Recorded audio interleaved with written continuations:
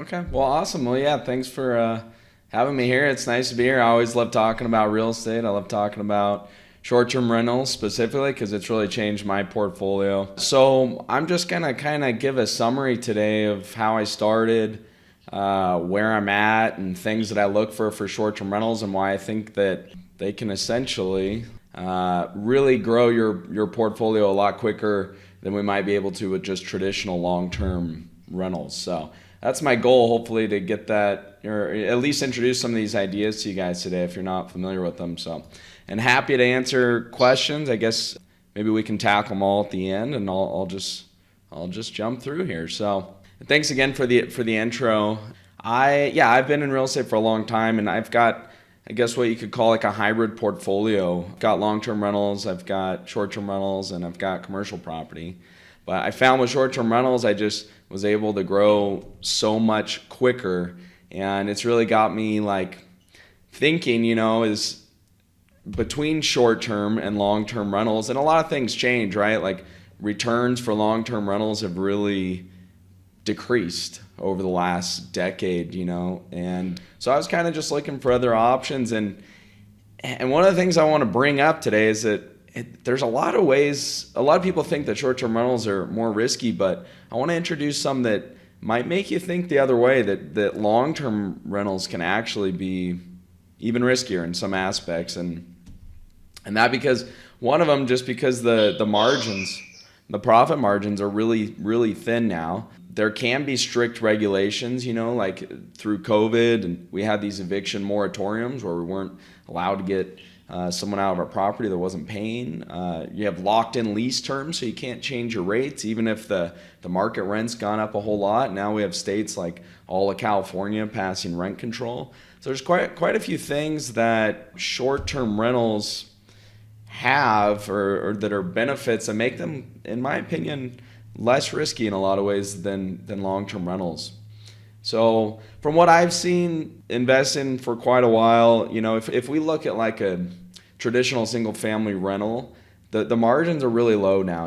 If you just buy like a $200,000 home, for example, a turnkey investment, something that's already ready, you might maybe you're making like 5% cash on cash now. It used to be like 10% a few years ago, but that's even harder to find now.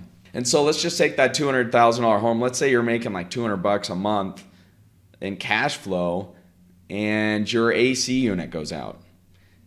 Well, how many months is that? It's like, let's just say it's $5,000 for an AC unit, which is probably on the very low side, probably more than that. But if you're making $200 a month and your AC goes out, then like you just lost over 2 years worth of profit with your long-term rental. So the margins are really, really low there.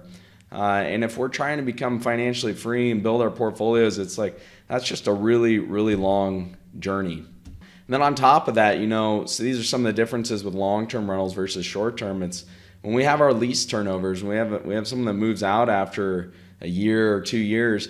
Usually we have to paint the whole apartment. We have to lease it up again. If we have a property manager helping us, then usually they take half the first month's lease. And all these costs really add up and wipe away your profits with a long-term rental if your margins are that low. It's essentially why I've gone to short-term rentals, because they can they have the potential to make much, much more money, and hopefully I will be able to show you that here. But a couple, I guess, concerns that most people have or thinking is that Airbnbs are oversaturated, or short-term rentals are oversaturated. Everyone's doing them. It's too hard to find a good property in a hot area that makes sense for Airbnb as a short-term rental. And then maybe the biggest one is that most people think it's too management intensive, like it takes too long to manage. So hopefully I can demystify these three things for you today, because I've been scaling my short-term rental portfolio, I guess, for about 6 years now, and even through COVID, through lockdowns, through travel shortages, they've still well outperformed my long-term rentals. And I've got properties that seriously make up to like 8 times more than what I was making with long-term rentals. And I've got a few case studies at the end I'll show you the numbers on them, what I've been able to do. So I think there's a ton of opportunity with Airbnb. This stat was from Airbnb's last quarterly report, or their first quarter report. They had over 64 million nights booked just in the first quarter. And I think over like 10 billion in revenue. And this is just Airbnb. People are renting short-term rentals through a lot of different platforms now, like VRBO and HomeAway and quite a few different. So there's people have discovered short-term rentals, and I guess more people have probably discovered since COVID, because a lot of the hotels were actually closed and people still wanted to get around, even if it was local travel. So I think the visibility has even gotten better, and it's gotten easier to manage guests and short-term rentals. When I got started, it was still a young industry. Airbnb has been around for a little over 10 years. There were hardly any tools, software programs, things to help us, and now it's like every single day there's some new tool popping up to help us with all this. So I think it's easier than it's ever been. And as investors in the US, we have it better than anyone. I mean, interest rates are super, super cheap right now. The lowest they've been in history, really. So I just locked one in a few weeks ago for 2.8%, 30-year fixed. So money is really cheap right now. Just a couple other benefits to short-term rentals that you're probably not going to find with long-term rentals is that we actually, now I'm not a CPA, but I work very closely with my CPA, so consult yours, but there are tax breaks for short-term rentals that are much easier to get than with long-term rentals. And not to go down this rabbit hole, but the big idea is that if you can become a real estate professional or materially participate as a real estate investor, then you're allowed to offset your W-2 income or other income with losses from your real estate. And so that's easier to accomplish with short-term rentals. So again, I'm not a CPA, but I do have, I can give you a link for a demo my CPA did on my resources website later that talks more about that. So I think we have less risk on rent collection because we get paid up front. Before someone stays at our property, before they get a code to check in, they've already paid for everything. So we don't have rent collection issues. And we can also change our prices every day. Now I have a tool that does this for me, just like airline prices change every day. They have these tools available for the short-term rental industry now, and they change every day based on demand and all of that. So unlike a long-term rental where maybe you have a 1-2 year lease and that payment's locked in for the long time. The other thing is short-term rentals are just kind of fun. You know, there's all different types and sizes and shapes, and most people think of short-term rentals as vacation rentals. I'm going to kind of talk about the difference here. They don't necessarily need to be vacation rentals, but it's a good option, you know, like it's fun. If you have an investment property that also works as a vacation rental, well, you can block it off whenever you want. And then lastly, and especially since COVID, it really expedited the way that we're working now. I mean, working from home, that's very, very common. And as things start to open up, people will go back to offices, but not like before. So more people are working remotely than ever before. They can stay in short-term rentals when they do that. They don't need to go back to an office on Monday. So just real quick, I guess, about my background. I got started in real estate after I took this trip to Spain when I was in high school, actually, and sort of just changed my mindset. You know, or it opened my eyes that, you know, it's a real big world and there's lots of different places and every place is totally different. And so I wanted to be able to explore that. And that's why I got into real estate, because I found that can be like a very passive investment, as I'll show you my short-term rentals have been. So I've always been searching for ways to do that, create passive income. And I started with traditional long-term rentals. I did that for about 5 years or so before this was my first short-term rental that I put up. It was a fourplex. And this is in Sacramento, where I'm from originally. It's not like a, you know, super extravagant property or anything like that. It is in a good location. 4 little units. I renovated it. And I remember I had a roommate back then, or a friend that was living with me at my house, and we were like, I'm like, man, I wanted to move into this property because it was downtown and I was living in the suburbs. So I'm going to furnish it and I'm going to put it on Airbnb and see how it goes. It was always was super familiar with Airbnb because I have traveled a ton, like Macy said, over 70 countries, and I've always been staying in short-term rentals when I've done that. So I experimented with this one. I remember joking, just running like potential numbers. I'm like, oh man, can you imagine like if this place was making $20,000 a month? And it pretty much is now, just these 4 little units. So I'll show you guys some more numbers on that one later, but that was the first short-term rental that I started. And from there, I bought a lot of other properties in multiple cities. So I have property in Oklahoma and most of mine are in Tennessee, all different shapes, sizes, but mainly small multifamily properties. This is a little community of duplexes. And this is something new also. This is a building I actually leased as a lease arbitrage deal. And I'm not going to really get into that today. That's basically a way to not have to buy the properties, but to still operate them as short-term rentals.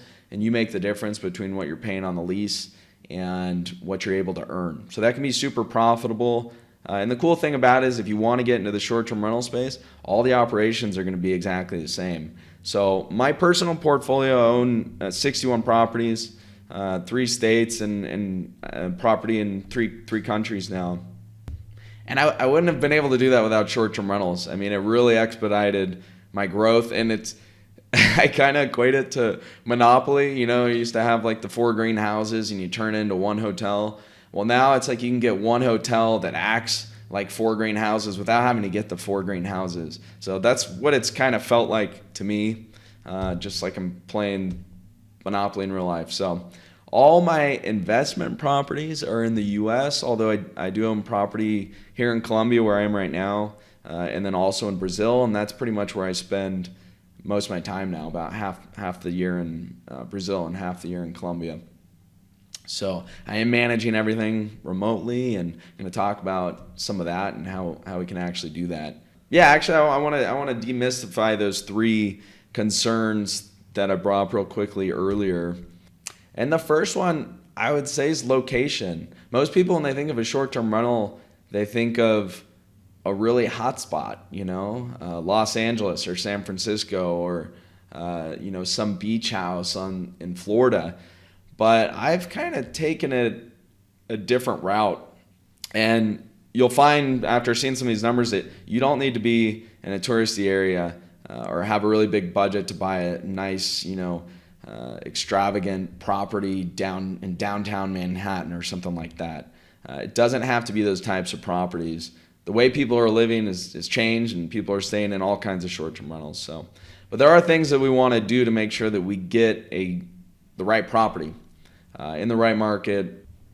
So the market's the first place. And when I look for new properties for short-term rentals, I'm actually not looking for short-term rentals to begin with. I'm looking for a property that makes sense as a long-term rental. And most of the properties I've acquired already had long-term tenants in it. They were fully occupied. That makes it easier to get a loan because the lender's more familiar with it. But these properties I also found were in areas that could work as a short-term rental. So some of the places I avoid are places with housing shortages where the population's leaving or there's strict regulations against short-term rentals. And that's really easy to find out now. I mean, it's really as easy as just Googling. So I look for properties that are in places where the population's growing. This is a lot of like the Sun Belt in the U.S., Florida and Texas and Tennessee and Arizona. Those also happen to be places where the cost of living is lower. So people are moving to these places. And as they're moving, that helps with employment. And that helps with demand for short-term rentals as well. So I also like to be in places that have friendly landlord laws. And I've found that places that are friendly towards landlord laws tend to be more friendly towards short-term rental laws as well. So those are kind of like the top-down things that I look for first. And once I find that, it doesn't mean that market that I've found that meets all those fundamentals, not every property there is a good one, right? So we've got to choose the right property after we choose our market. And for me, I have this hybrid portfolio. I have a lot of long-term rentals too, but I found for me the short-term rentals, the smaller units have worked the best, and for multiple reasons. Not to say that the big ones can't work well. They certainly can. Giant vacation rentals, all across the board, you can make it work really well. But for me, in trying to scale, I've particularly liked the small units. I've found that they stay more occupied. They accommodate more of the traveling worker who likes to stay longer. There's less parties in them. The utilities are less. The cost to furnish them are less. So there's quite a few things that I like about smaller units. And another reason that I look for the small units is that the spread between what I can get on a short-term rental basis and a long-term rental basis is bigger. So I can earn more profit versus, if I have a large unit, 2-bedroom, 3-bedroom that rents for $1,000, just say for easy numbers on a long-term basis, and it rents for $2,500 as a short-term rental. Well, in a lot of markets, I found that I can still get that $2,500 with the small unit. So then I just rent the bigger ones out long-term. Hopefully that makes sense. If not, we can jump into any questions and stuff later. But the most important thing for me, hands down, 100%, and this is how I always feel comfortable buying a property to run as a short-term rental, is that before I run it as a short-term rental, I know that it makes sense as a long-term rental. So my loan, my interest, or my insurance, management, whatever my costs are, I run all those and make sure that this property is still profitable as a long-term rental before I convert it to a short-term rental. But then once I convert it to a short-term rental, it just goes up, up, up. 2, 3, 5 plus times what the long-term rent can be. This is a property I bought in Oklahoma a few years ago, and just to kind of show you guys, I just bought this based off the numbers. I'd never been to Oklahoma before. I didn't know anyone in Oklahoma. I didn't know anything about Oklahoma when I started looking. It just met some of my fundamentals in terms of population growth, low cost of living. And so this property popped up. It was on LoopNet, which is like the MLS for commercial properties. And I started doing some research, and I ended up buying it. I only visited there once. In fact, I've only been there one other time since then. And running my numbers as a short-term rental before I bought it, this is what I was projecting. This is pretty much what I've got. So that was a 9-unit property, and I switched one of the units into a short-term rental because all the other ones were on long-term leases. And it's generated about 40+% cash-on-cash return, which is way, way higher than the long-term rentals. So that's just one example, and actually that was through COVID too. So kind of another concern or something that I guess intimidates a lot of people from getting in is how do they know, or how do we know that our short-term rental is going to stay occupied? And it needs to be occupied to make money, right? But I kind of want to stress here that it doesn't need to be fully occupied, because if our short-term rental is earning 3 times what the long-term rent is, well, then it can be 50% vacant and still making more money than a long-term rental. So, but there are things that we can do to increase occupancy, and the goal is to have the highest occupancy, of course, right? So here's a few things that I do to boost the occupancy that are easy to do. First one's professional photos, and most people are getting really good at this. They're getting professional photos, but a lot of people leave out some that really help people make a decision to book their property versus another one. So I just want to include like 6 quick ones here. One's a floor plan. It just answers a lot of questions. If someone's booking a 3-bedroom home, for example, and they're traveling with another couple and they want to know if there's shared bathrooms or what the space is like. So floor plan, super easy to do. Internet speed shot, super important, especially with everyone working from home. It takes that uncertainty out if they can see right in your picture. Netflix, professional housekeeping photos, digital guidebook, something super easy to set up that we can automate. And then local attractions. So we want to make our listings as good as possible, but we also want to increase visibility. So I'm not just on Airbnb, although I do probably do 70% or more of all my reservations on Airbnb. But I'm on HomeAway, I'm on VRBO. A lot of people are on Booking, TripAdvisor. I've tried a lot of them, but for me, these are the 3 that I'm on, plus my own website.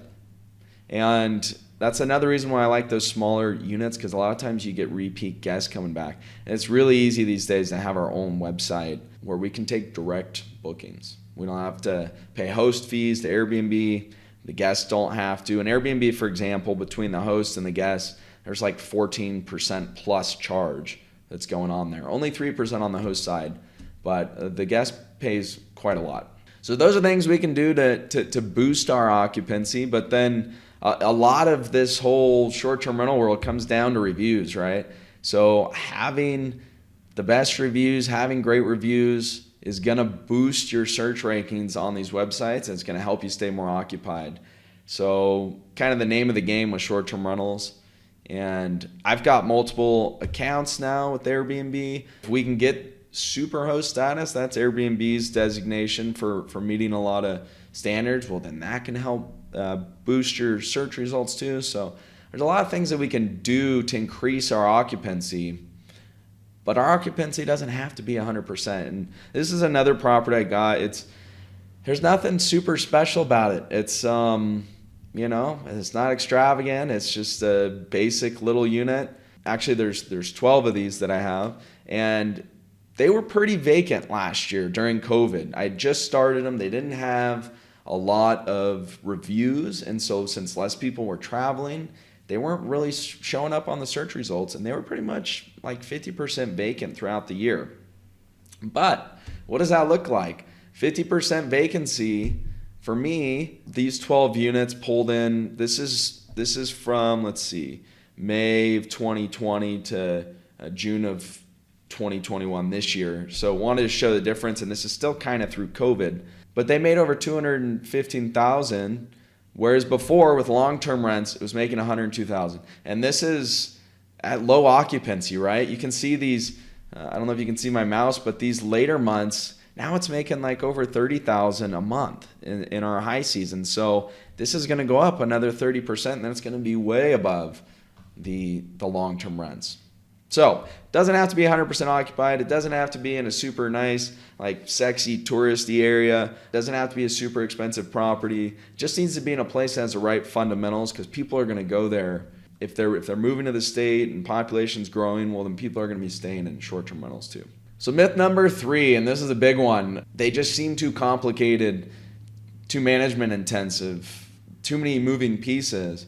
But I'm living proof it doesn't have to be that way. I've lived in Columbia now for like 3 or 4 years, and I've got a lot of systems set up to run this. And I would say a good goal to shoot for is 30 minutes a month per property, after you've got it set up, of course, after you have your furniture and everything in there, which you can also do remotely. And I would say I spend less than that. I don't even really spend that much time on my existing properties. I'm spending time on looking for new properties and new deals. So the management can become very, very minimal, and there's several ways to do that. So you can hire a vacation management company. That's the most expensive, but the most easy and comprehensive way. And remember, if you're making 3 times what the long-term rent is, and you can afford to pay for management. That's the other cool thing about short-term rentals. We have higher income, so we can afford to pay people to help us. Co-hosting is something specific to Airbnb. It's where someone can co-host your property. This is a good option. I found that the management costs are going to be lower. You might find 10 to 20% there. And you could also work jointly with them. So they might be a good person to help you find housekeepers and help you find maintenance staff, because they're already working in whichever city that you're looking in. And it's easy to find co-hosts these days too. So those are 2 options. Third option is that you can just manage everything yourself. And I use a lot of VAs, so virtual assistants. I use a lot of virtual assistants, and I use a lot of software tools which are available now, some of which I'll talk about. So it's totally possible to do it on our own, to do it remotely. Guesty is a management platform that I used to use. I've just switched recently, but essentially it's property management software for a short-term rental. We use Slack for internal communications. There's Google Forms and Sign Now. This is a program we use so we can vet our guests a little more. We have essentially contracts to protect us against if something happens. And that's the other thing I guess I forgot to mention earlier. Another difference between long-term and short-term is that our short-term guests don't have tenant rights. They're not tenants of our property unless they've stayed over 30 days. So if you do have an issue, it's really easy to get someone out of your property. Now, luckily, There's lots of ways to avoid getting a bad guest up front. But if you ever did have an issue and they haven't been there for more than 30 days, well, then it's very easy to get them out. This is my management software that I use now. So this helps combine all those calendars I mentioned earlier from VRBO and my own calendar. This integrates with my pricing tool. It integrates with my guidebook, and it does a lot of automation. And there's so many more tools available now than there were 6 years ago, hands down. And there's only going to be more. So we send a lot of messages. We receive a lot of messages. I just calculated this the other day. I was curious, and I would say that we've sent and received over 140,000 messages. Now I say we because I personally have maybe sent, like, honestly, probably less than 500. I was automating these types of things from the very beginning, and I was using software and outsourcing the messaging from the beginning. So yeah, there are more moving pieces here, but you don't have to do them all yourself. I guess that's a big point that I want to make. And so I want to go over a couple case studies, different options, different levels of this, because I've done it with single family homes like this one, and then I've done it with larger apartment buildings. I want to give you guys the numbers here and just kind of show what's possible. So this is in Memphis. This is a single family home. I actually bought this as a primary residence. I'm a resident of Tennessee, even though I live most time outside the U.S. And so you can get fantastic loans for your primary residence. Now, per the loan agreement, you need to live in at least one of the units, but that doesn't mean you couldn't get a duplex or a triplex or a fourplex and use that same fantastic loan. So this property I bought, it was in great shape. It's cool, like historic property. It was built in the 20s. It had 2 units, this main house, then it had a totally separate guest house, and then also had like an upstairs separate entry granny quarters. So I essentially turned it into 3 units. Cost of furniture is about $12,000. You don't have to go extravagant with your furniture. And because I put down very little, 3.5% in this example, my cash return is just out of control because I put like hardly down, right? So it's actually better than 70%, but just want to be conservative with this. Now, I ran this as a long-term rental first, and I estimated I could probably rent all 3 of the units for $2,200 conservatively on a long-term basis. But with the short terms, I could do at least double that, and I'm doing higher than the $4,950 a month with short-term rentals. So this property is cash flowing. So after all my expenses and everything, around $2,000 a month. And now if we go back to that example with the beginning with the single family homes, traditional, making $200 a month, you've got to have a lot of single family homes making $200 a month to equal your 2,000. So 10, in fact. So the returns on this one are super high. This, let's see, yeah, 83%. So when I ran this recently, this was some numbers from the last 3 months. So it did a little over 17,000. Now, there's 3 units there. It did over 17,000 with just the short-term rentals. But I have that guest house actually rent on a long-term basis, which makes another $900 a month. So this is at 64% occupancy. So wasn't fully booked. This is that same property I showed you, the very first one I started with. I paid $425 for this. I put a ton of work into this one. It's built in the 1800s. It's super old. It needed a lot of work, almost $200,000. And the long-term rents now, today, I bought that property a long time ago, but I would say the long-term rents now, this is in California, would probably be around $7,000. It's in a good area. But my short-term rents are doing far greater than that, more than double, close to $20,000, just like I was joking about with my buddy a long time ago, and even during COVID. So this thing's cash flowing almost $10,000 a month, cash flow after all my expenses. Just to show you COVID and the impact it had. Of course, COVID impacted some cities much differently than it did others. Mainly the very dense urban places got impacted the most. Some places even did better, like vacation rentals outside of cities. But here was 2019, did about 165,000. And then 2020, you can see like through March here, it dropped significantly, but not all the way.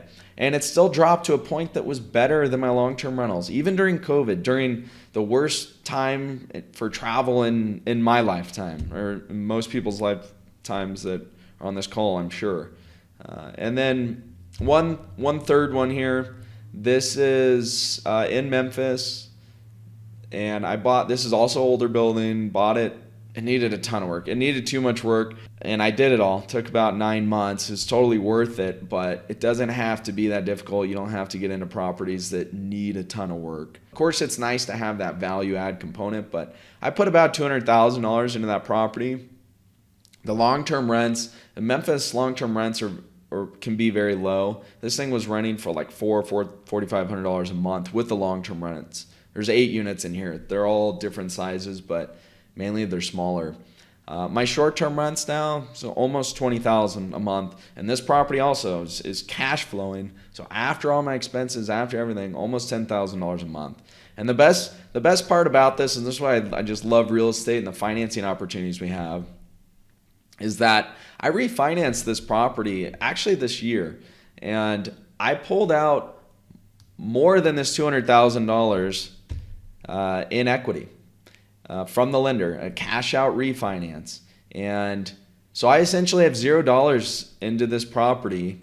I can use all that money I pulled back out to invest in new properties. I have an infinite return, essentially, with this property. So I love short-term rentals. I love real estate, all different types and sizes, but specifically short-term rentals because I've traveled so much, and I think the way we're living has changed. This is from Brian Chesky, the CEO of Airbnb, and he said this in his recent quarterly report. So people are not just traveling on Airbnb, they're living on Airbnb. And that's true for me a lot of times when I'm traveling, a lot of my friends, all the digital nomads you hear about. And for everyone that's able to work remotely now, it's more and more common. And I think this is the way things are going. There's a lot of demographics behind being more mobile too. The millennials are the biggest demographic in the US right now, and they're super mobile. The home ownership rate has dropped several percent in the last few years, which means millions and millions fewer people are owning their own homes now. Interesting stat in regards to hotels versus short-term rentals. So hotels got crushed during COVID. They were forced with restrictions, a lot of them to close. And so less people are going to hotels and more people are going to short-term rentals. This is showing the daily rates increasing. You can see how much they've increased. This is across the board in general, but this is from a company called AirDNA. I use them for all my research when I'm considering investing in a property. They have great data. They've been around for a long time, and they compile most all the short-term rentals. So not just Airbnb, but VRBO and Expedia and stuff as well. They have really good data, and that's airdna.co. So I always check them out when I'm checking out new properties. So just to recap, I started with the short-term rentals about 6 years ago. With real estate, I started a decade ago, but that little property, was grown into a bunch of properties. I've accommodated almost 17,000 guests now, I think, with my team, and it's only gotten easier. It's only gotten easier with all these tools we have. There's more visibility, more people staying in short-term rentals, more tech, and those are a lot of the reasons I think that short-term rentals they're actually less risky than long-term rentals in a lot of ways. I guess the biggest one just because the profit margins on long-term rentals are so small now. So, you've seen that was the movie with Kevin Costner, but Field of Dreams, if you build it, they will come. It kind of seems like that's where we are right now. People are staying in short-term rentals, and that's here to stay. So we covered a lot. I mean, there's a lot of pieces to this puzzle, but it's a puzzle we want to figure out because it's one that works. I've done it before. I've done it a bunch of times, and I've broken all that down in my STR playbook.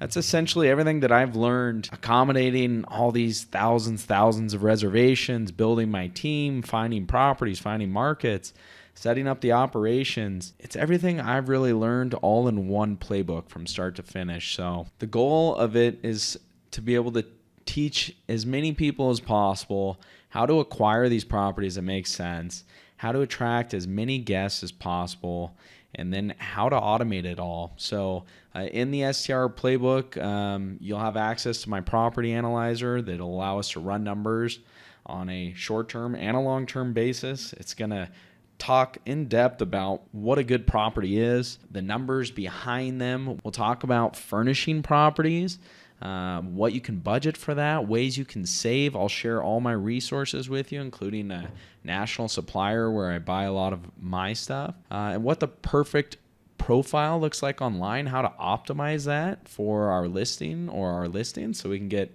as many people coming in. My software stack. So I use a ton of tools, and I'll go over the ones that I'm using currently, how I've set a lot of them up, my recommendations, and how to implement them with your short-term rental so you can save a bunch of time. Again, we'll jump through a lot of case studies, super in depth, so that you'll feel more comfortable when you find a property that makes sense. And then really we wrap the whole thing up with some of my standard operating procedures, my SOPs that have allowed me to pretty much replace myself from the business, continue growing and scaling and being as profitable as possible. So I've been doing this for a long time. I've learned a ton, and this is the best way I've found to be able to share it. So I really encourage you to check it out. That's my STR playbook.